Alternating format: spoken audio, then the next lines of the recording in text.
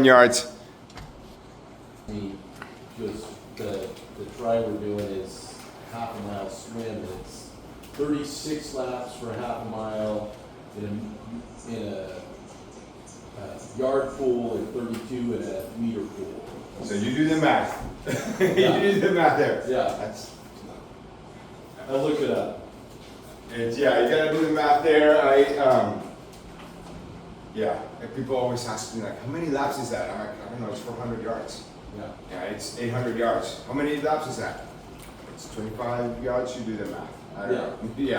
So anyway, welcome again, all right? Good morning, thank you for being here, all right? Triathletes, beginners, triathletes wannabe, and you are just I did triathlons 20 years ago. Basically, I stopped swimming when I had kids. So there you go, 15 years since. Back to it, and hopefully? Just lap swimming, not triathlon. Okay. Maybe a triathlon? I can't run. Well, and it's called aquathlon now. Yes. Yeah, or aquabike. Yes. Yeah, aquabike. Yeah. All right. There you go. So those are drills that I want us to do at the end of it.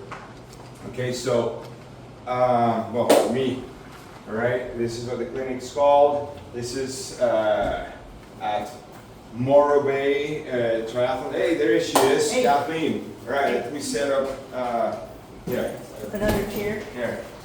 Sorry. You're good? I was thinking 9 o'clock. 9 o'clock. No? Oh, Yeah. jeez. Are you okay there? Yeah. Yeah, all right. All right, Kathleen, yeah, and the rest of the crew there.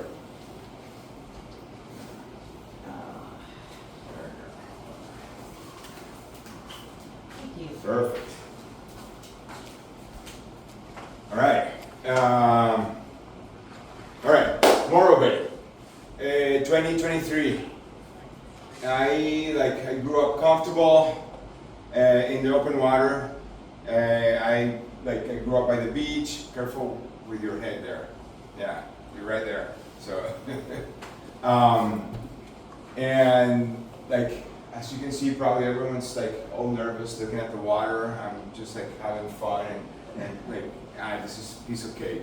I was afraid of the cold because growing up in Venezuela, where I'm from, I didn't know what a wetsuit was until I moved here in 2004. I moved to San Francisco, and then I figured out why people needed a wetsuit there. So I was sold that it was beautiful California and warm, and then I get to San Francisco, it's not nice and warm. It's very cold, and water temperatures average in the bay 58, 60 on a very nice day. So, and my first years there, I hated open water swimming, or not open water, but putting the wetsuit on and trying to jump in that water that you put your hand in and you don't see the hand. Like you're swimming and you can't see the hand at arm's length. And before moving to Sacramento in 2010, I was swimming twice a week in the bay, not in aquatic park because aquatic park was too protected. So I wanted to swim in the open, real thing. Next to, if you guys are familiar with San Francisco, there's the marina, there's the San Francisco Yacht Club. So if you're facing the water, to the left of San Francisco Yacht Club, there's the East Beach. So park my car there, meet my friend, and we swam at 10:30 a.m. Tuesdays and Thursdays, half an hour. And and it was revitalizing, if that's the right word, yeah. All right, me, I've been personal training since 2007. I've been a triathlon coach since 2009. In 2023, I got level 2 certified.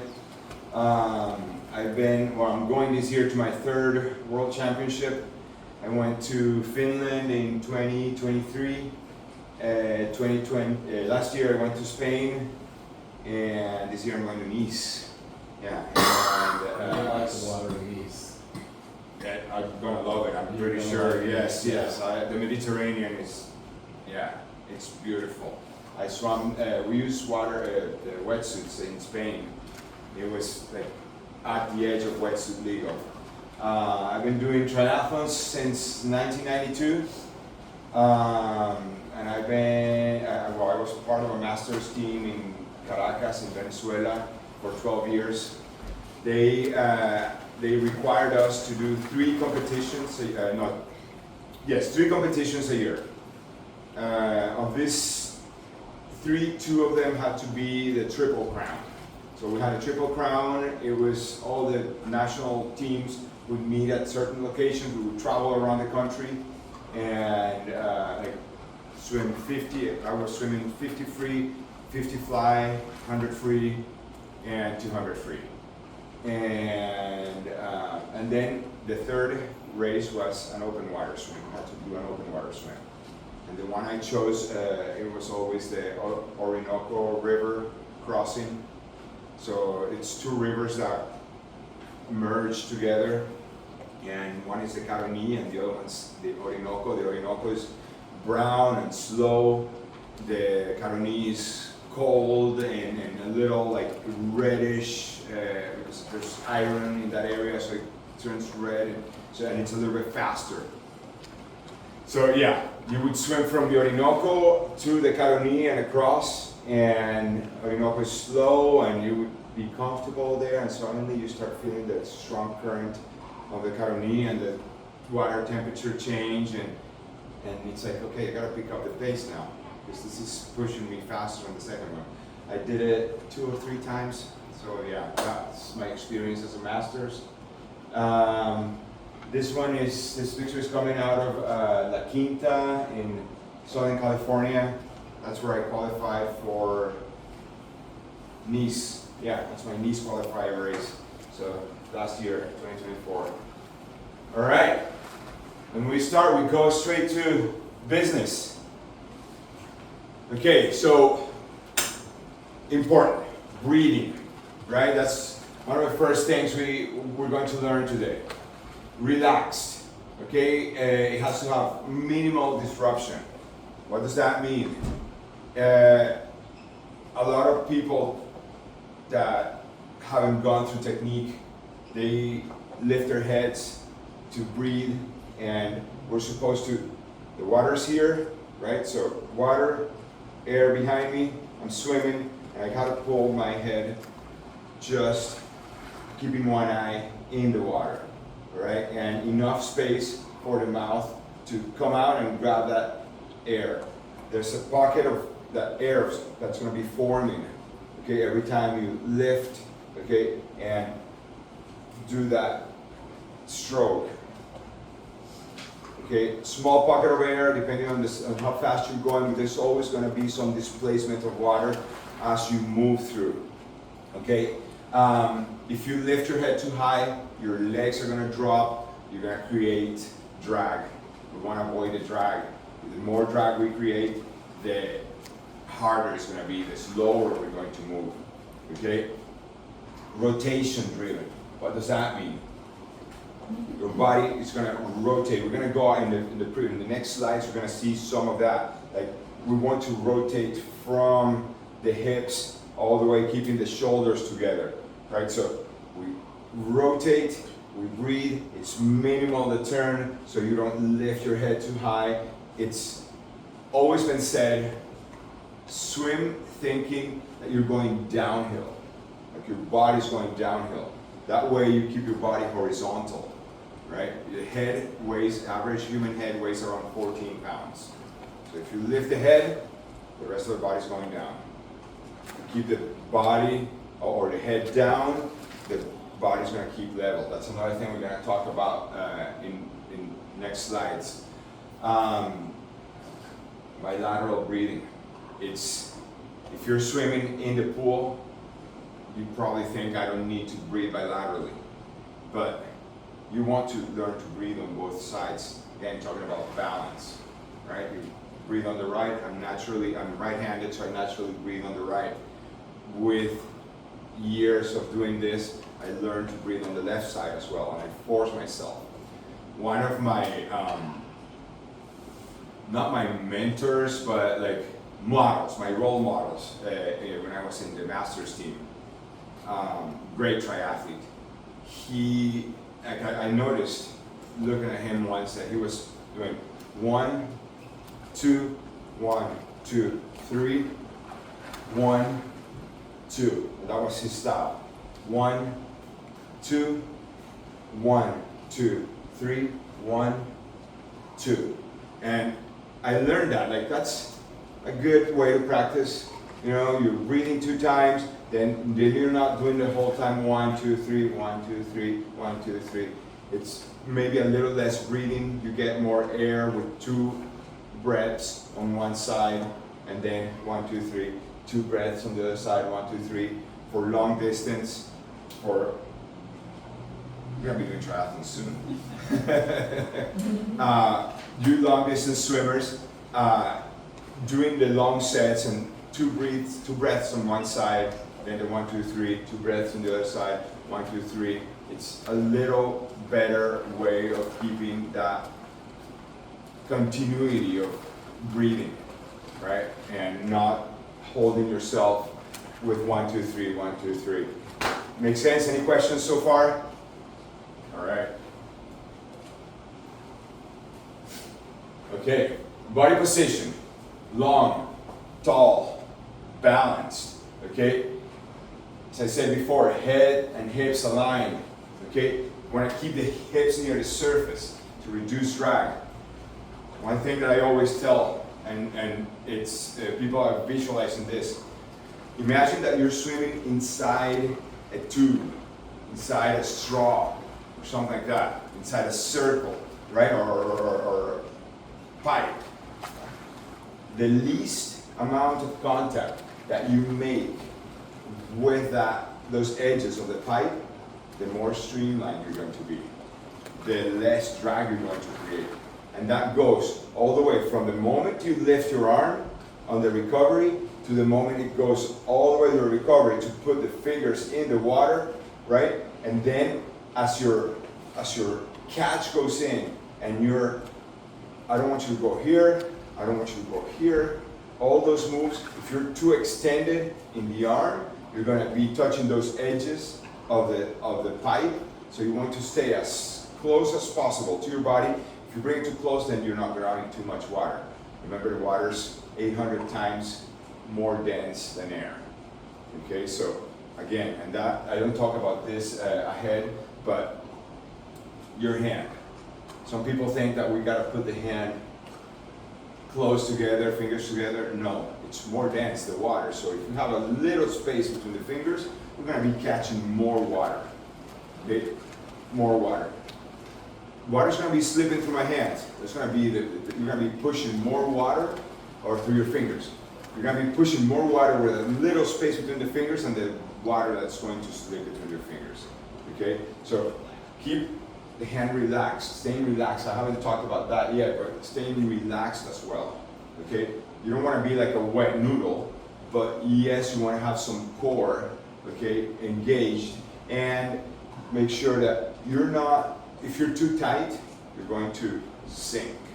You're going to become heavy, and you're going to be spending more energy than what you want to spend. The hand entry.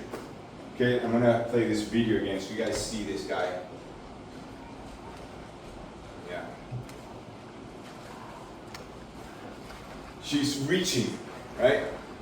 I wouldn't say this is a perfect swimmer. There's always room for improvement. I see her left hand crossing a little bit to my taste. Okay, it crosses over a little bit, but at the same time, like you see, they are creating the very little bubble there. The hand goes in, it reaches forward, and then, yeah, this one's slow. I wonder how in slow motion, but yeah. The catch. So I'm gonna pause it because I like this. Yeah.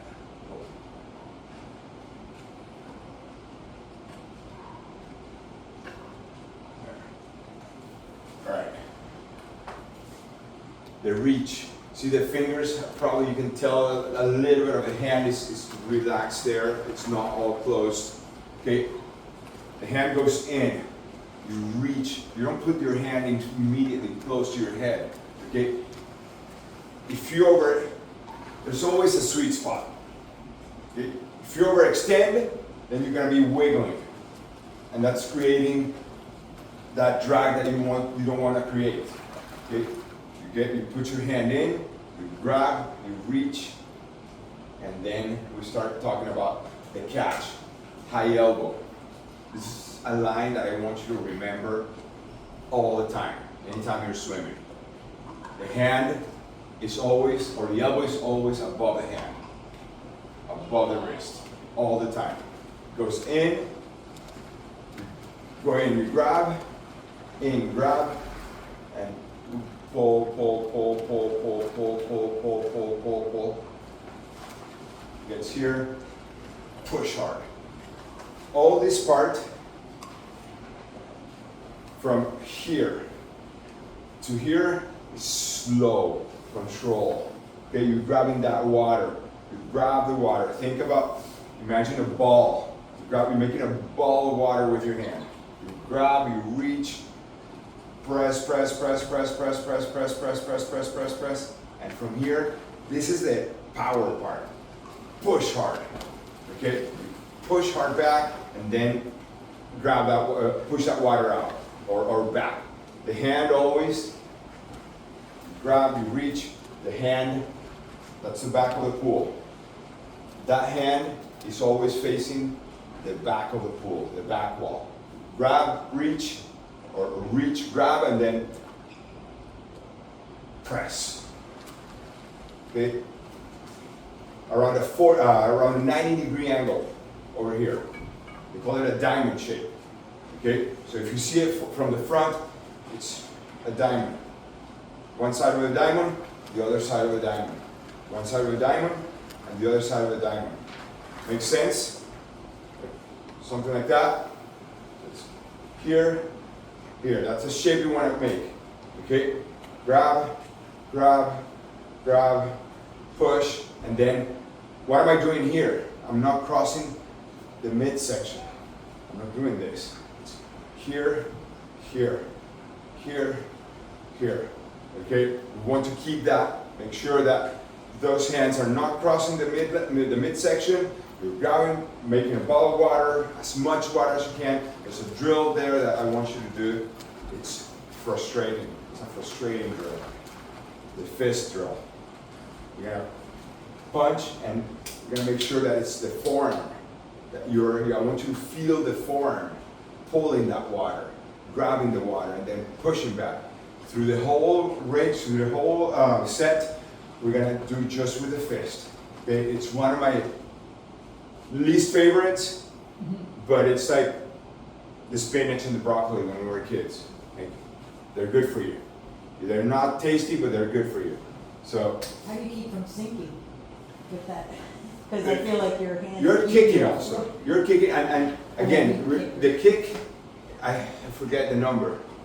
It's like 20% of your propulsion or 10% of your propulsion. The kick is more for balance, okay? But you're gonna be doing, like, this is a big paddle over here. This is a big paddle. And if the arm goes like this, you're losing all that power from this extension that you have here. So as soon as you go and you grab from here, it's not just the forearm, of course, it's not just the hand, but the forearm as well. And all this section as well. All this starts pushing down. So that's what we want to, like, they tell you a lot. Think about your lats. Think about your lats in every video you watch. You say, your lats, you should engage your lats. Of course, the swimmers you see, like natural or big swimmers, they're a Dorito shape, right? So what you want to do, like, you'll notice when you're doing the fist drill that there's a little bit of like engaging of the lat. It's a natural way to like make sure, because you're not relying on the hand anymore. Now you're consciously making your forearm work for you as well. It helps with that catch and pull. All right. And if you're sinking, I'll be there in the water with you. All right. Trade water. Yeah.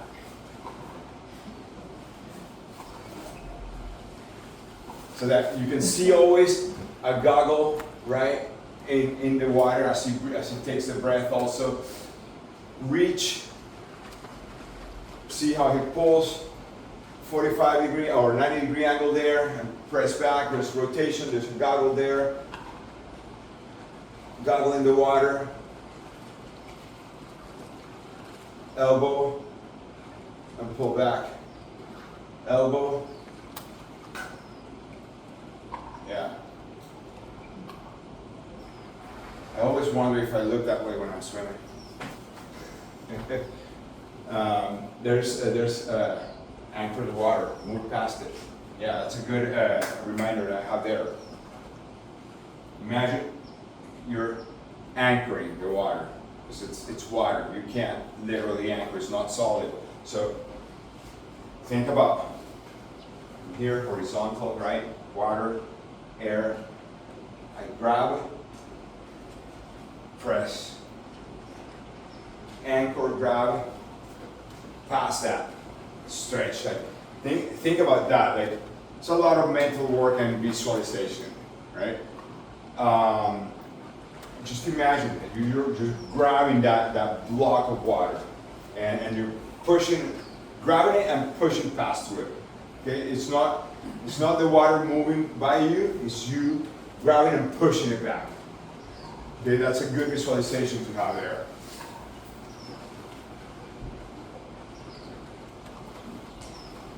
I was talking about the rotation. See how it goes from one side, working with the hips and the shoulders, right? They talk about 30 to 40 degrees, okay? Almost turn into the wall, almost turn into the wall. If your body's all the way to the wall, you're rotating too much, okay? So, and then you're putting too much weight on the side of your body that's in the water.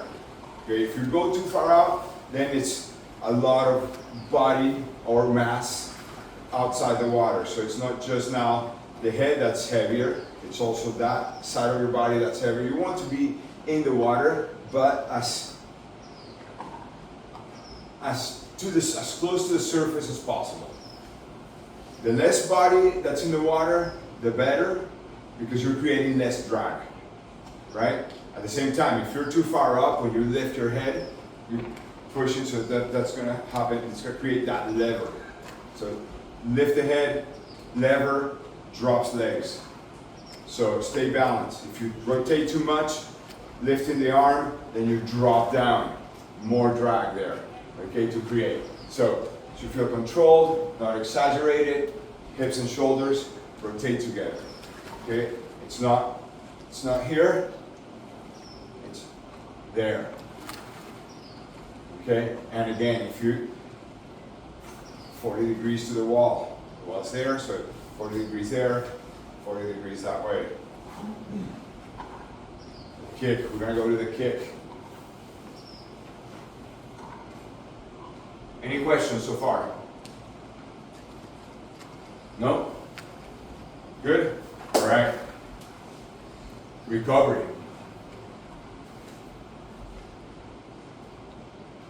This guy's great also in the recovery. I like this video of the recovery. See where the hand exits? Past the hip. Okay?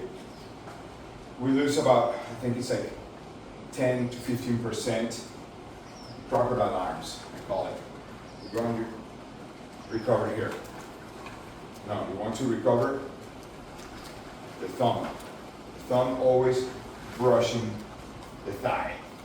Not the hip, the thigh. You brush the thigh, so it's reach, rub the thigh. Grab, rub the thigh. So, and again, remember the palm facing the back wall, and then thumb there. The recovery, high elbow, the hand always under the elbow. Go, go, go, go. There's a drill. I don't know if I added it. The finger